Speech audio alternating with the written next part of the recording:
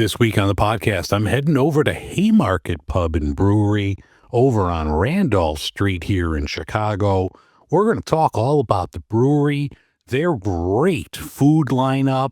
You might even hear me have their Riot sandwich. I'll try to edit the chewing sounds, but that sounds phenomenal. So stay tuned. You're going to find out all about Haymarket Pub and Brewery.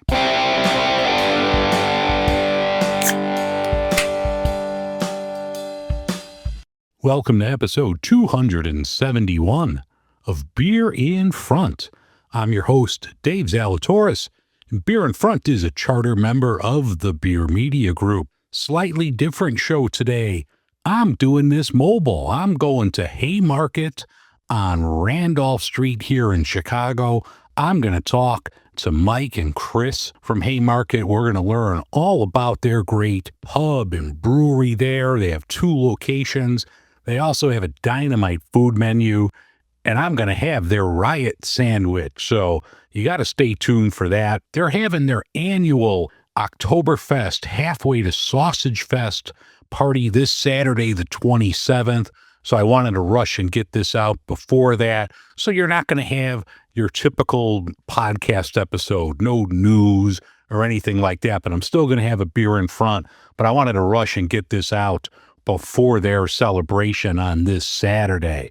So stay tuned. You're going to learn a lot all about Haymarket.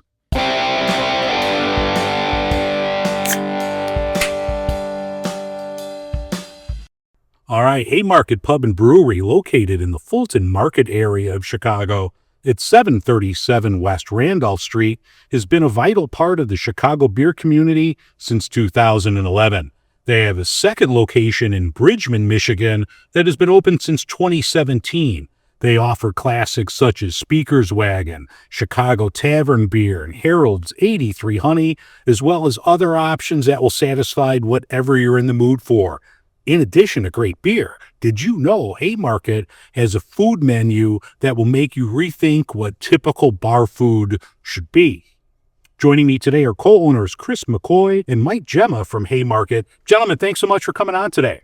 Yeah, thanks for having us. Thanks for having us. Pleasure to be here. Beautiful day out, sitting in the Haymarket. I mean, it's a perfect day. Can't ask for anything better. No. Before we get started, could you tell folks about yourselves, how you met, your backgrounds? Sure, absolutely. It all kind of ties back to Rock Bottom Brewery. That's where I met Mike. It's where I met one of our former and co-founder business partners, Pete Crowley, and then in turn met John Neurotter, who is still a current business partner of ours, but worked for Rock Bottom Brewery, which is kind of a stepping stone. Think like Goose Islands, the Rock Bottoms of the world, where you learn the craft, you learn how to run a business, and then kind of step off and try it yourself. So it's kind of where Mike and I met. Yep. Yeah, we decided we wanted to try and take all the things we loved about that organization at Rock Bottom and kind of put our own twist on it, and that's how we landed here. Have you guys always been into beer, even growing up before you with Rock Bottom? Beer was one of the first things that we learned how to drink, at least where I'm from. And it wasn't very good beer, right? It was like the beer that you had to force down your throat, and it was just more of a social lubricant at that time.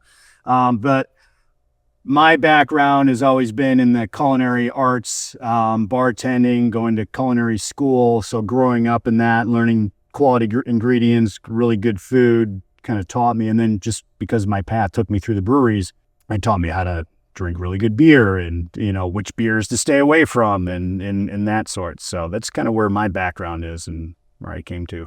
Yeah, growing up in Northern California, I was certainly aware of Sierra Nevada Pale Ale and Mirror Pond from Deschutes, Anchor Steam, and I liked them, but it wasn't really until I moved to Chicago that I got my beer education and understood truly what craft beer could be and is. For both of you, do you remember the first beer, whether it was craft or macro, that made you say, oh shit, this is what I want to do? Funny thing is, Sierra Nevada was mine. We started buying bottles. So I'm a little old, so I'm going to date myself here. But if it was in a green bottle and it had a little skunky flavor to it, that was like back in the 90s. We're like, oh, this is probably a good beer. But then we started drinking some beers from California, like Sierra Nevada for sure, and that's where I taught my palate on what the better beer is. But he got a head start, even though he's 7 years younger than me. But with the craft beer world, I should say. Yeah, for me it was the Mirror Pond bottles or the Sierra Nevada bottles that were sitting in the garage fridge. That sorry, Dad. Yeah. So He's not listening. Yeah. He knows. But he gave me my first beer younger, and it was Budweiser can, and it was a sip of that, and I was like, oh, that's what beer is. And he goes, oh boy. Well, Haymarket's been producing excellent beer for many years. I remember when I lived in Glenview, I would drive in from Glenview to grab a growler of Love Me Two Times. I think this was like 2012, 2013. Over the years, you've won numerous awards, including 3 Great American Beer Festival Awards, 8 FOBAB Awards, and 4 World Beer Cup Awards, with one of the latter being for your Baltic Porter earlier this year. You consistently excel in every style of beer that you brew here. Mike, how do you continue to innovate while staying true to the roots that brought you initial success? There's the passion that goes into craft, and one of the fun challenges is to find a beer recipe and then make it consistent over and over and over again. And I think that's what kind of draws people in and keeps them coming back, is the consistency and quality of it. But the innovation side is really fun too, because that's where the creative juices start to get flowing. And Mark Poffenberger, our head brewer, he really gets giddy. He gets excited to try those new things, and it kind of extends out to the rest of this beautifully collaborative community that we've got, to be able to try something out, bounce ideas off of one another, and just kind of continue to foster that community. Yeah. It was Love Me Two Times, wasn't it? I was thinking, I'm like, I remember it being that was an like old a Doors song. And I'm like, I thought it was Love Me Two Times. But yeah, I remember back then you didn't have a brewery on every corner. So, you guys were there, Rev was there. Yeah, we were the 5th brew pub to open in the city at the time. Yeah, so coming in from the suburbs, I'm like, all right, cool. I can hurry up and park real quick, grab a growler, and drive back to Glenview just to get, local craft beer, which was great. But yeah, I was trying to think of it. I'm like, I'm almost positive it was Love Me Two Times. Chris, what has been your plan for what the food menu should be here at Haymarket? And I'm going to admit, you make it difficult to choose. Looking at the menu online, I'm like, oh, what do you start with there? Well, that's my goal in life, to make things difficult for everybody. I have 3 kids, and I think sometimes they like to tell me that as well. No, the menu is ever evolving, right? When I first came in, so we've been open, we're going on 15 years, so I've been here for about 14 and a half years, and I took over the kitchen. The menu was kind of all over the place, and slowly but surely we started honing in on what we do really well. There's been some things that we've tried with like cured meats, and we did it really well, but we also realized that we had some friends in the market that did it better. Yeah. So we stuck to our true skill set, making fresh sausages. Okay. Working with quality ingredients, and that was our focus. So we kind of, even though we have a vast menu now, and it's hard to choose or decide which one you're going to go with. It really is, everything on the menu is just is inspired by our kitchen staff, and what we feel really comfortable with putting out day in and day out at a high quality, and at a fast pace too, because we're still a bar and brewery in this West Loop, which is obviously a popular destination. So we can go from 0 to 60 in the count of, or a snap of the finger. So we have to be able to do high quality, but also at a fast pace, and put out a large amount of food at the same time. Yeah, and I talked in the intro about bar food, and there's nothing wrong with bar food. You do have some bar food staples that are on the menu, which you can't go wrong with. Like, give me a burger any day of the week. You can't go wrong with that. But you also have different items too that maybe people wouldn't expect from a brew pub like yourselves. Right. Yeah, we put on a couple of fish dishes. We have our fish tacos, and really, actually going back to our staff, it's me and Chef Tino working together and like, okay, what does he do really well? And he has a heritage back into Pueblo, Mexico. So he's starting to bring in some of this fare that is inspired by where he grew up and what he continues to eat on a daily basis or when he goes back home, you know? So we're working together where like, let's see how this can be symbiotic. You know, we're still going to do our burgers because it's one of the best burgers in the city, which is our smash burger. But let's start bringing in some of this other fare that he's really comfortable and that he wants to showcase as well. So and I love a smash burger, but when you open, no one heard of smash burger. You were probably serving the big pub burgers back then. Right. And now everything's gone to smash burgers. When do you think that took over? it was convenient for me because I went to a French culinary school here in Chicago, which has since closed. Again, I'm dating myself, but it was early on. It was back in 2006 when I think I finished the French burger. That's how we learned how to cook a burger, and it's actually the flavor profile that I prefer. It's on a flat top. You get that sear all the way across the bottom and the top of the surface, and you get that caramelization and the melted cheese. It's like one of the best things that you can eat in my mind. That with the rising trends of smash burgers because of fast food restaurants, kind of helped us out with being able to sell a lot more of them too. Yeah. So it's following trends, staying ahead of them. Which trends do you go with? But for me, it was convenient because that's how I prefer my burger is actually over a charbroiler. Yeah, and it's a lot quicker to make too. Absolutely. It's just, bang, bang, get it out. Yeah. Right. Now, for those listening, they also have a wide variety of gluten-free and vegetarian options here. So if anyone with a dietary restriction, you're not limited to bar food. They do have something for, every palate. Now, you guys are getting ready for your Oktoberfest halfway to Sausagefest this Saturday, the 27th. I mentioned the details on last week's episode. What can people expect coming out for this? Well, Oktoberfest is something that we always celebrate. We, Mike and Mark bring in one of the best Oktoberfest beers, the Fest beer. So we talked about it's again going back to what our true beliefs are. Let's do what we do best. Let's do what we have fun doing. So we're bringing some live music. One of our staple band that comes in. It's a one band show. It's Cousin Carl. He's actually related to one of our business partners, John Neurotter. So he's going to come in, play a few sets. We're going to bring in, and sorry if I butchered the name, but the Hammerschlagen game where, people like to hammer nails into wood.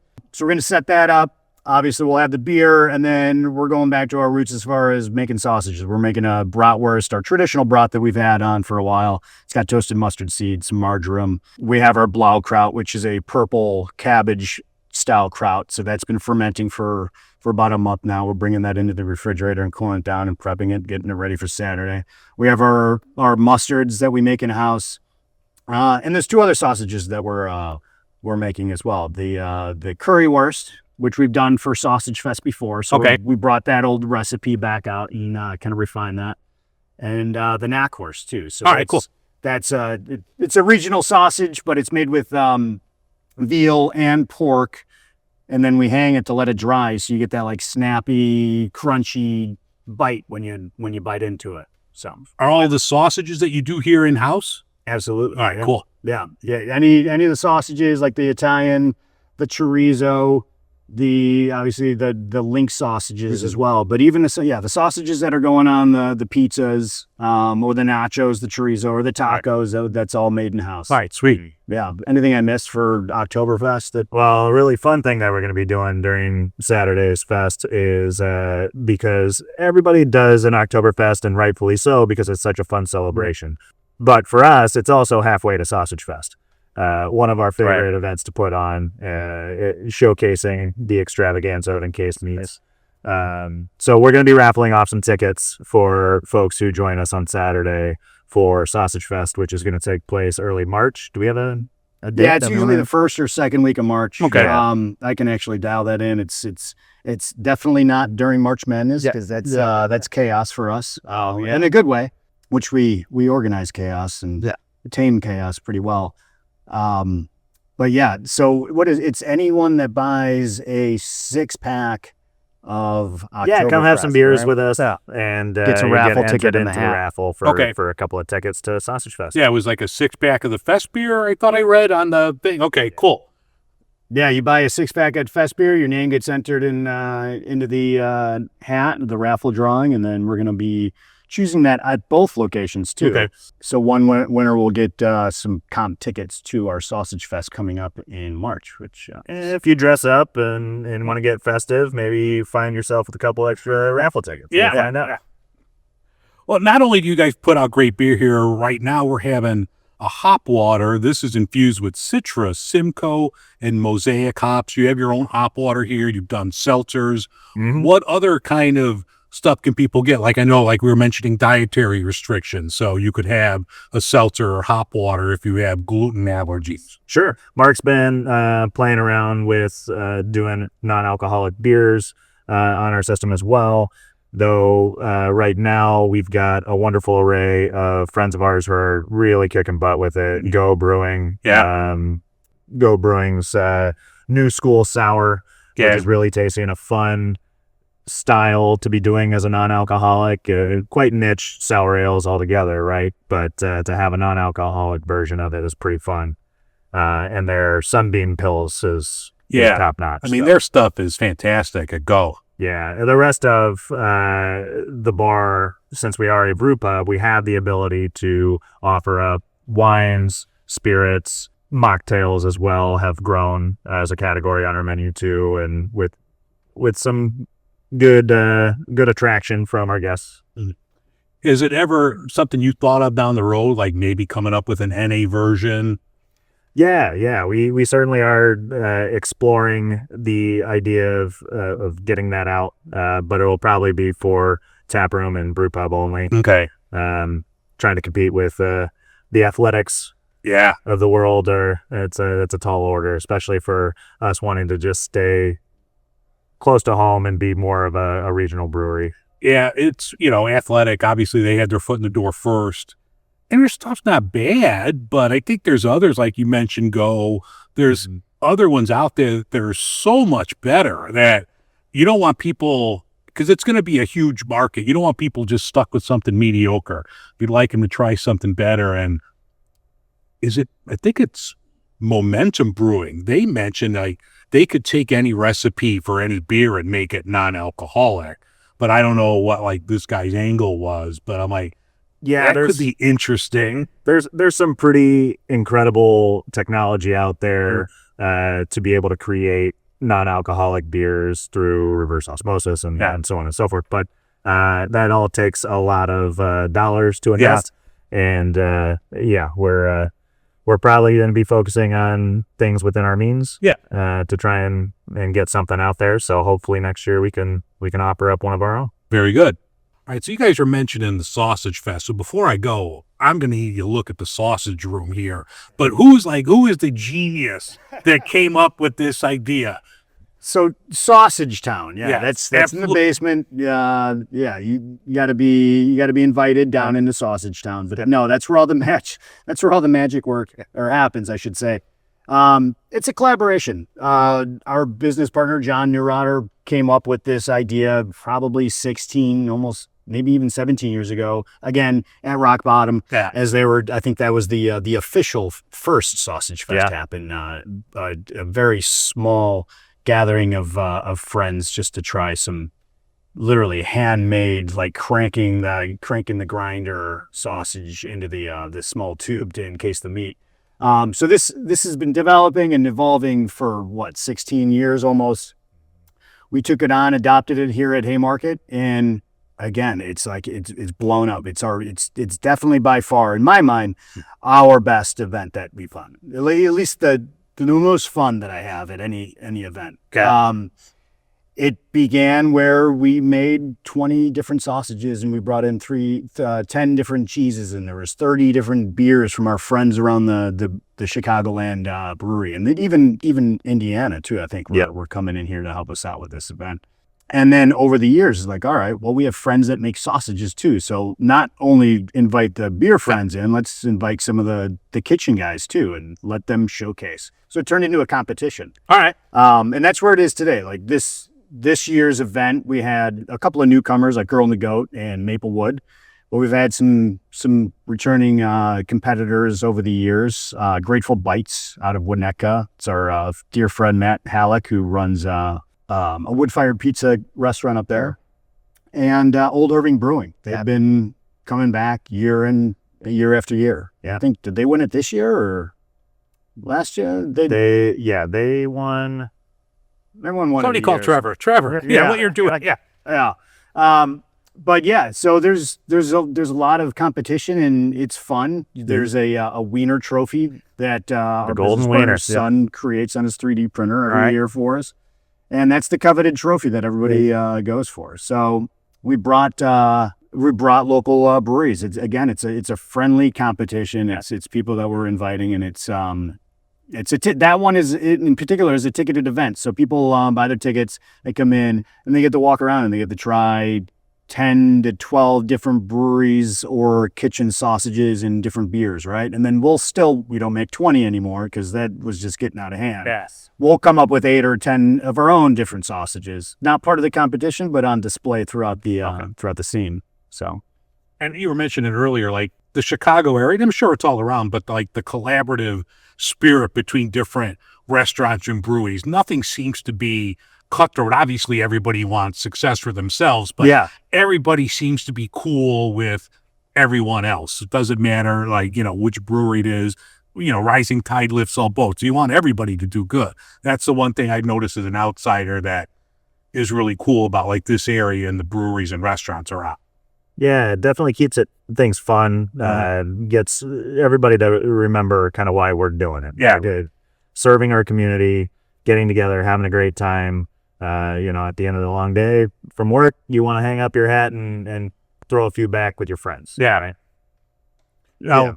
Yeah, these are the people too that we've not only collaborated on the Sausagefest or other things. It's helping each other out in the industry. When times were really good and really great for everybody, we were all having fun having beers together. Yeah. And now in the last few years, just like, all right, can you help me out with this, or can I help you out with this, or can you help? Back and forth. So we kind of stick together in that, and it's a tight knit community for sure. Exit. Now, outside of like the Sausage Fest, you also do events here all around. Like every Sunday, you have specials for NFL Sunday. You have $1 off drafts, stadium hot dogs, wings, fried shrimp, and an Italian beef calzone. What the hell is that? That sounds amazing. Yeah. That's another one of those things. I was talking to Chef Tino. I came up with it. We have this we call it the big ass pretzel because it's huge. We've always done these Bavarian style pretzels here, 5 ounces. We started coming up with this 10-ounce pretzel, and it's part of our sausage board that's on our regular menu. Okay. Like, I'm looking at this thing like, how do we cut this thing in half, put Italian beef on it? Yeah. So I did it, and it worked out. And I sent pictures out to everybody. I'm like, what do you guys think of this? I was like, holy shit, I want to eat that. I want to eat that and then take a nap. Yeah. Or watch football. So that's kind of like the balance. You either take a nap or you watch football. So Chef Tino saw this as a hold my beer, right? Yeah. Or my Modelo or whatever he was drinking that day. And he came up and we make our own pizza dough. We specialize and are famous for our tavern style pizzas at this location. So he came out with an Italian beef, same ingredients that I was using on the big ass pretzel, and he came out and he had an Italian beef calzone, and everybody's like, "Holy crap!" I'm like, that's awesome. Yeah. Where does this fit on our menu? It's it might not fit on a Monday or Tuesday night, but it's definitely going to fit in Sunday. So let's come up with this happy hour menu. Works really well. 12 to 3 p.m. on Sundays. Now that NFL season is back, here to play. We have different crowds throughout the week, and it just fit. It seemed perfect, and it's going really well. So now you guys have like NFL Sunday tickets. So if somebody wants to watch the early 3:00 games, that's cool. They can just stay here all afternoon, have a couple calzones. Absolutely. Yep. Yeah. Sunday tickets. We play every single NFL game here. Okay. Not only are we a brewery, but we're still, we have 2 bars here. In one location, and I mentioned it earlier, but during March Madness, it's like we can be a sports bar, too, and we do it really well. So Sundays are great, and if there's a Bears game on, of course they take over all the sound others, is on the Bears sound game. is on for the Bears game. Yeah. First 2 weeks, she's like, maybe we don't put the sound on. But after the last game that the Bears played, it's like, all right, let's put the sound on even louder now. So that's how it works. And you'll have stuff like, the Cubs will be in the playoffs next week, so you'll have like Cub games on here, everything like that. So, you could stop here or, grab a beer, catch a ball game. Yep. Definitely. Yeah, all different types of crowds here. We'll have the Ryder Cup on this whole weekend. See people sitting at the bar just staring up at the screen, just watching. Yeah. For some, it probably looks like paint's drying for them, what they're watching, but for others, they enjoy golf as I do as well. But yeah, all different types of sports and entertainment and all of that. Yeah. Right. Mike, you got barrel age season coming up. Any plans for Claire's Thirsty Ale to come back? So I've got good news and bad news. The bad news first is that Claire's Thirsty Ale was no longer. It's been put on a shelf. It is discontinued. However, that recipe is too good to let go. So we have rebranded that. All right. And it's called Indignant Raspberry. So yes, you will definitely get Indignant Raspberry coming back this fall, along with a few others that Mark has been playing around with the last few years that have been some crowd favorites for us. Indignant Dirty Chai, which is really fun. We use espresso coffee from Infusco Coffee over in Sawyer, Michigan. Mm-hmm. Our friends just down the road. And some chai tea from another wholesaler over in Michigan as well. That just screams fall and is just delicious. I remember that being a huge seller for us too last year. So that one will definitely be coming back as well as another Indignant variant, an Imperial Stout with candy cat mushrooms. Oh, that's interesting. Yeah, the candy cat mushrooms throw people off. Either you know what they are or you're just learning for the first time and they're a little scared and nervous about what you're going to be tasting. But this delicious molassy, candy cat mushroom is just a fun complement to that style. So yeah, we've got a few things going and a little curveball from him. I think we might be having a tequila barrel-aged sour. We have our Lost in Jalisco, which is using Sour Vicia yeast. That is a Paloma-inspired sour ale that's on draft now. It's 9%. It is a cocktail-inspired beer, so higher ABV. But then we put that into a tequila barrel for many months. So I'm excited to try that one when it's ready. So these are all going to be available here. Are you going to have them at like Fobab or anything this year? Yeah, a few will make their way to Fobab, and then we'll definitely have a rotation of these beers going through both the tap room in Michigan and here in Chicago. It's hard to believe Fobab's like in about 5 weeks. I know. It's still gorgeous, 75 degrees and sunny outside. It doesn't feel like wintertime barrel-aged season. I know, but yeah, it's right around the corner. Well, in addition to the brew pub here, it's on Randolph. You have a Michigan location in Bridgman. What do you guys do there that's different from like what's here? I'll talk about food real quick. Okay. So there we just wanted to keep it simple. Okay. And it's a different type of atmosphere. It's more of a think like German beer hall. It's open platform. And then we have a really large outside area out in the grass, our patio, and then out in the grass too. So big multiple families will just kind of come in and bombard us and enjoy the food and sit down or sit out on the patio or on the fire pits or what have you and just relax. It's a different vibe over there. It's more of the vacation vibe. But for the food side, we wanted to keep it simple. So we put in 2 wood-fired ovens. And we're cranking out some paninis and some salads, but our showcase there is our wood-fired pizzas for sure. Now, where is Bridgman at, like in relation to other things in Michigan?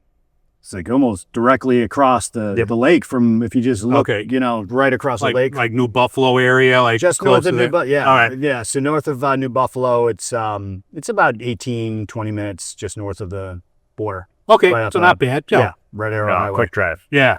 As far as beer, though, we have... So that plant over there is our production facility. Okay. So it's a much larger brewery on that side than it is here in Chicago. We have a 15-barrel system here in Chicago, and over there it's a 30-barrel system, but with many, many more fermenters. Okay. And the packaging line, cold storage, and the whole like. And because of our manufacturing license over there, we do not have the same full bar experience as we do here in Chicago. We do have our winemaker's license over there, so we're able to serve some wine and ciders as well. And there have been talks about possibly getting our distiller's license too to open it up a little bit, but more to come later on that. Have you noticed like a difference in like state laws and legislation? Is like one easier to get things done, or They're both hectic. It's all it's all red tape and hurry up and wait. So. Yeah. Well, there's been countless changes to the brewery world since you guys opened. It's no longer brew it and you're going to get jamokes lined up around the block or driving in from Glenview. In my case, how have you adapted to meet like the changing beer world? Yeah, it's been moving pretty quick. The landscape of craft beer in general, definitely seeing some headwinds at the moment and some structural changes overall to alcohol beverage, right? So keeping on top of that innovation and trying to try new things, see what people are wanting to drink, and try and offer something fun and a little bit of twist that Haymarket can put on it to try and draw them out. Yeah, I mean, the expanded food menu, the great food menu helps, but yeah, it's a lot different. You just can't put out an IPA once a week and, have people lying out the doors anymore. Yeah. Well, what do you see coming up in the future? If you could look in your crystal ball, what do you see in the next few years for Haymarket? I think you can rely on us to continue to crank out some very high quality, consistent beers, some fun innovations, like we were talking about earlier on some non-alcoholic options, some more hop water variants. But I think you're just going to rely on Haymarket to continually provide that wonderful experience that you get when you come into the brew pub and the tap room. Yeah, I mean, the food is great. The beers are great. I mentioned in the intro, it's not, I don't think you could put a label on Haymarket. They're this type of brewery. They're not like strictly IPAs or they're not strictly lagers. Like, you do everything and you do them well. It's not, some places want to be a jack of all trades, but they're a master of none. But, talking about the awards that you and the team here have won, I mean, you put out great products. It doesn't matter what kind of beer it is. It's great stuff. So that definitely helps. So yeah, definitely don't think of them as this type of brewery, that type of brewery, whatever you want to drink. You're going to get a good beer here over at Haymarket. Yeah, we've never been quite that hyped brewery, I feel, and that's okay. I think again, keep coming back to the consistency of the quality and the experience that you're going to get, which is all kind of put forward by and made possible by the amazing staff that we've been able to attract over the years. And, even in Chicago too, speaking to personnel, some of our best friends and that we've done this with over the many years of being in existence, they're still day one core employees. I think we still have 5 on staff here in Chicago, and over in Bridgman, we've still got 2 of our opening team over there for the almost 9 years we've been open over there. And I think it's a huge testament to them. Yeah. And our product of what they've been able to do. Yeah, 5 in the front of the house, and then we have one that's been here longer than I have. Employee number 97. In the kitchen. We had some guys in the kitchen too go off and try some new things and then come back. And now one of them's running the kitchen. He's our chef. So it truly is, to Mike's point, it's the staff. That's the quality engine that just continues to make sure that the quality of the product stays true to what the philosophy is. So. Yeah, and you guys get to give yourselves a pat on the back, because it's got to be, your style, your management style that's keeping these people here too. So don't sell yourself short on this. Well, Mike and I, we had no idea what the hell we're doing. I'll give Chris the credit. I just run around and talk about beer. All right. Well, Chris, Mike, I can't thank you enough for having me over to talk today. Once again, Haymarket Pub and Brewery is at 737 West Randolph Street here in Chicago. Come on out for a great meal and food. It's also a great spot for Sunday football, or if you're looking to a place to pregame before a Hawks or a Bulls game or concert over at the United Center, definitely stop over here first. It's not that far from the UC. Grab a good beer, grab a good meal before you head over there. Guys, thank you so much again. Thank you. Thank you. All right. It's been a pleasure. All right. Well, this looks really good. And it was brought out while we were recording. And I'm just sitting here talking to you guys, listening to your answers, and I'm getting like the smell of it. And I'm like, God damn, that smells really good. But we have the Riot sandwich in front of us. Can you describe what this is for people listening at home? Yeah, absolutely. This is one of the first dishes that was tried out at Sausagefest, or at least the discussion of Sausagefest.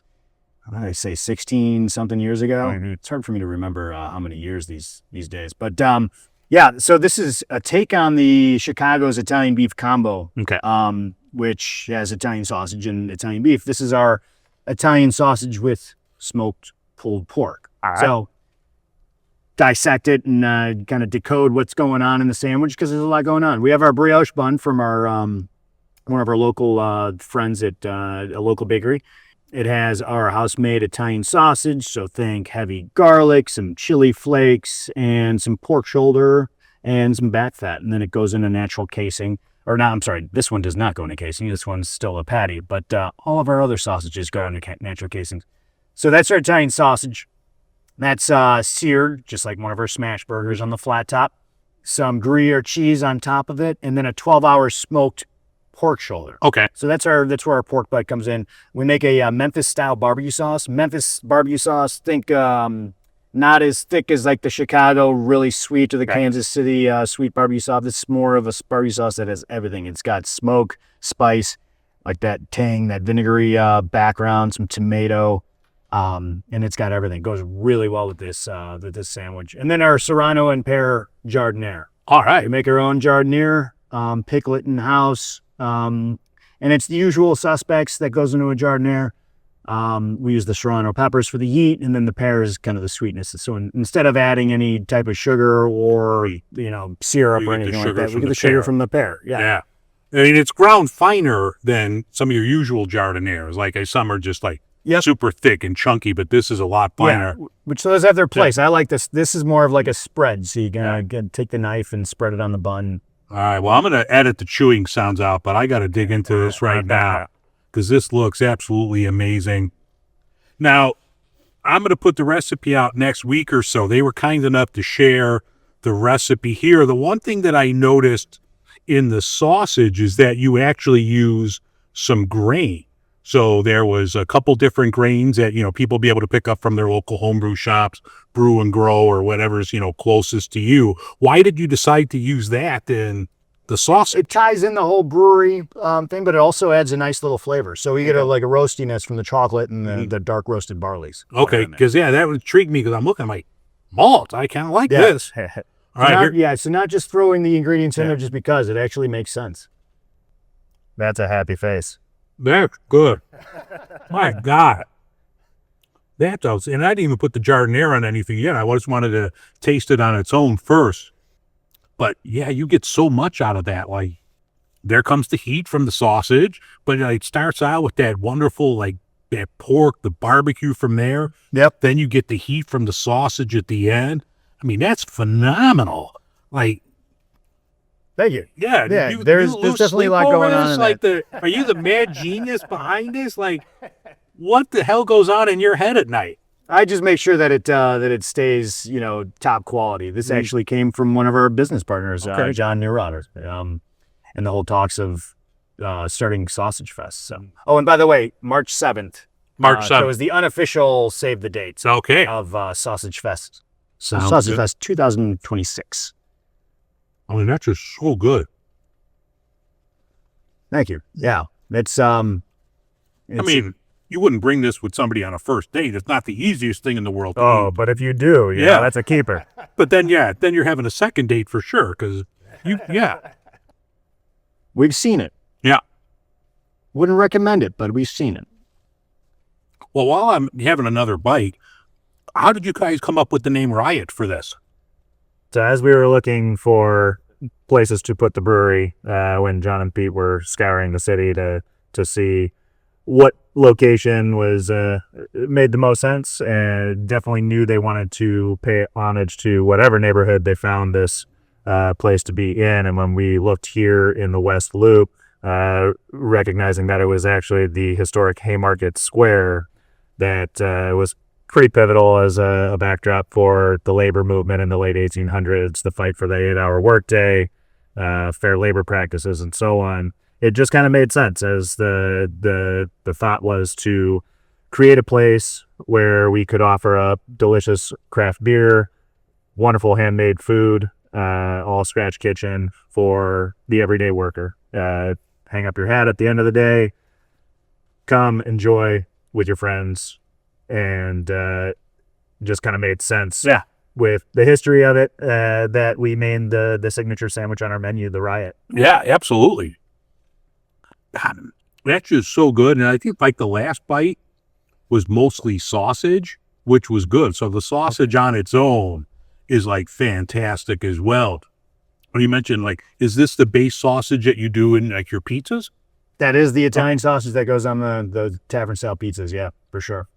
Yeah, there's we have a garlic kielbasa too that we make here. Okay. That's that really just inspired a lot of our other sausages. Like we've done a Euro sausage, we've done the knackwurst, but now with veal that I just mentioned is going to be coming out this weekend for Oktoberfest. So we came up with this base sausage, and it's like how many, what's the tree look like that comes off of that, and it's sprouted into 50, 60 of other sausages, which is what we pull from for when we do Sausagefest or these Oktoberfest throughout the year. That Euro sausage sounds like really intriguing. Oh, I had something similar at like Paulina Market. okay. They made one for a while that was fantastic, but is it like a regular thing here or just seasonal? Seasonal. Okay. Yeah. Yeah. It's, we really haven't been able to find a staple menu type of Euro sausage, but we've done it for specials. We'll bring it out every so often. It doesn't hit every sausage fest, but it'll hit like maybe every other sausage fest. Yeah. Kind of sausages are like the mood, like what am I feeling this week while I'm writing the first sausage? You driving through Greektown on your way here? Maybe we'll do the Euro sausage. Yeah. Sausage. Yeah. Oh, but God, this is just so good. I gotta put a little bit of the jardiniere on this. We tried to not put that jardiniere on every single menu item. It's hard. Like it's really hard to do it. Yeah. You can obviously do it a lot, and I know some of our regulars, no matter what they order, they'll order some of that jardiniere on the side. But yeah, it goes on to one of our main pizzas, the sausage and jardiniere pizza, and then obviously the Riot. Absolutely, that's got like a nice heat, but it not like overpowering, not like, make your scalp sweat, but the heat is there. It's got a wonderful flavor. Yeah, you pick up the sweetness from the pear on that too. Yeah. That's phenomenal as well. Yeah, we want you to drink more beer too, or finish your food. So we don't have anything too spicy as far as just completely blowing up the palate. Not like a Hot Ones episode. Right? Yeah, you're just going from one hot jardiniere to the next. It complements the food. Mm-hmm. Yep. Well, this is excellent. One, I've seen the recipe and I'm typing it out. It's a lot of work. So if you're in the Chicago area, just come down here. Yeah. You know where it's at. It's at 737 West Randolph Street. Just come here and pick it up. But if you're listening somewhere else and you're adventuresome, you have to give this a try because I'm telling you, it's a great sandwich. Guys, thank you again. This is absolutely phenomenal. I can't thank you enough for this. Absolutely. Thank you.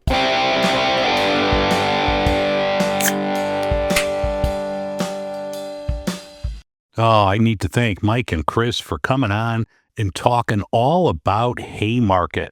That was a lot of fun. If you're in the area, you definitely have to go check out their Oktoberfest halfway to Sausagefest party this Saturday, the 27th. You gotta check it out. If you'd like to support the show, head over to patreon.com/beerinfront for more information. It helps the show out, especially now since I'm not working with the busted elbow. So if you'd like to support the show, please head over to Patreon. You could do so there. If you have any ideas or show suggestions, I have some time on my hands now. You could email me, dave@beerinfront.com. All right, the beer that's in front of me is from Haymarket. I picked up some of their Speaker's Wagon. This is a German-style Pilsner. They got some new artwork and a new design on this can. This is sharp-looking. I'm actually going to make fish and chips with this beer. So look for that video coming out probably next week, and I'm going to have a couple recipes to include as well. I'm going to have recipe for that Riot sandwich that I talked about with them on the podcast, and the fish and chips that I'm going to make with this speaker's wagon. But I figure let's crack this open and have it on the podcast to enjoy.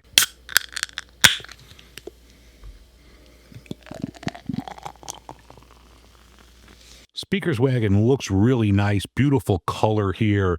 Nice, very light Pilsner. Good couple fingers of eggshell white foam. Smells really good. I mean, it's just a classic beer smell. Smells fantastic. Oh, yeah. That's like the perfect everyday beer. Good finish on it. There's some bitterness there, not a lot, but you get it at the end. It tastes really good. This is 5% alcohol. I'm going to have some more of this. Excellent. Big fan of this. Just like the perfect everyday beer. You need to have a quick beer. You don't want to get like too hammered. You want something with some flavor, some taste. This is it. This checks all the boxes right here. Once again, it's a German-style Pilsner, so you can't go wrong with the classics. If you see the speaker's wagon from Haymarket, you know what to do. You got to put it in the cart, whether you pick it up in cans or have it on draft over at one of their 2 locations. This is a winner. Definitely grab this one if you see it.